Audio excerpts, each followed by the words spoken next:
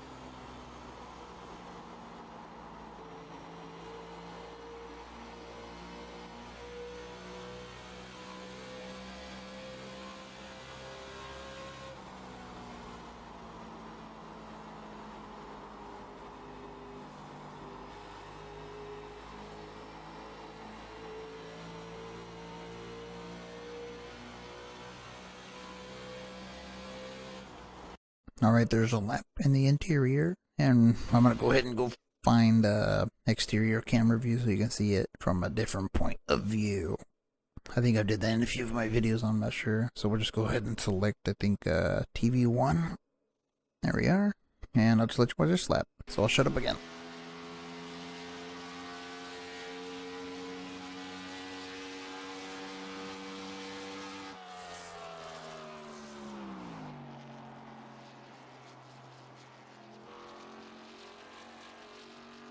Well, I guess now will be time to say something about, if anyone's new to this track guide thing that I got going on. It's just basically a way to show one of the quicker ways around the track, I guess.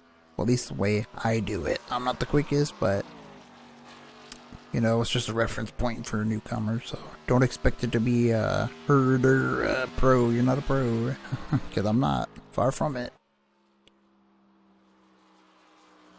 Just a reference point. That's what these guys are for. So there'll be a new one every week, and so I would suggest subscribing for more. So this lap's coming to a close here. Go back to cockpit, and I guess we'll get to it. Trying to find the right thing here. Alright. So we're just gonna go ahead and do the step by step.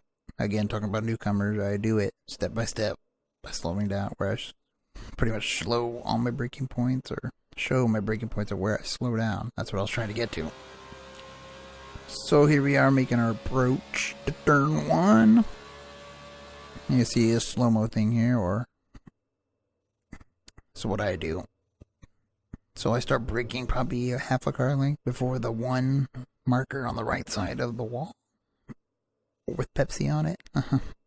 And I'm staying on that brake, bringing the speed down from 195 to, I don't know, 147. And I'm holding that brake pretty much up until the Pocono sign you see there on the right. Wrong Pocono sign. I believe it says like NASCAR.com or something. That's where I lay off the brake. I just let it roll. Just let it roll and start turning to the bottom. As you can see, I'm above the seam. At this point of the turn, I start picking up the throttle about where it says, I believe, Nextel Cup up here. So I start picking my throttle up, and I start driving it back down the track underneath the seam. Just until I feel the car getting ready to set, that you know it's going to hook up off the corner and go for the straight. So I'll speed this up a little here. We're making our approach to turn 2, also known as the tunnel turn, or the turn that wants to kill everyone. So here I start braking right, I don't know, 2 car lengths before the safer barrier starts, you know, the part of the wall that, you know, juts out. And I just use a little brake to get it slowed down to turn enough and drive it right next to that curb, like pretty much touching it, but you don't want to rumble over it or you're going to die. You know, probably hit the wall or spin the thing. It just really upsets the car. Hardest track on the course.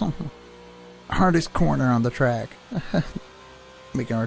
Now we're making our way to turn 3 here, and here I start braking pretty similar to all the other corners. You know, using that next tilting as a reference point, getting on the brakes, and you know, you can use the patch that's up here that's smooth, or you can't, but I don't use it because I'm not used to it. Anyways, I hold the brake till I get the car slowed down enough where I feel like it's gonna roll. So pretty much right where the actual curbing starts. Drive it under the seam. That's right here, and stay right on that seam. Start picking up the throttle right where's this Pocono. Or not. The one here on the wall here. About 2 car lengths before that one. You can see me circling it there. Let me back that up so you can see better. It's all this Pocono sign that you see right there. So I'm picking up the throttle about 2 car lengths before it, and I'm still on the bottom till I feel it's gonna hook up, and you want to stay on the throttle once you get on the throttle. For the fact is, these cars have such pathetic horsepower.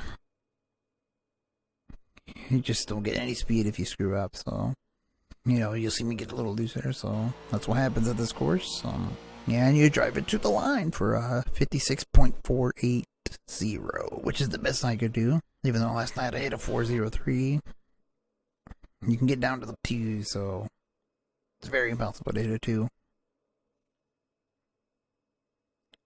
So I don't know.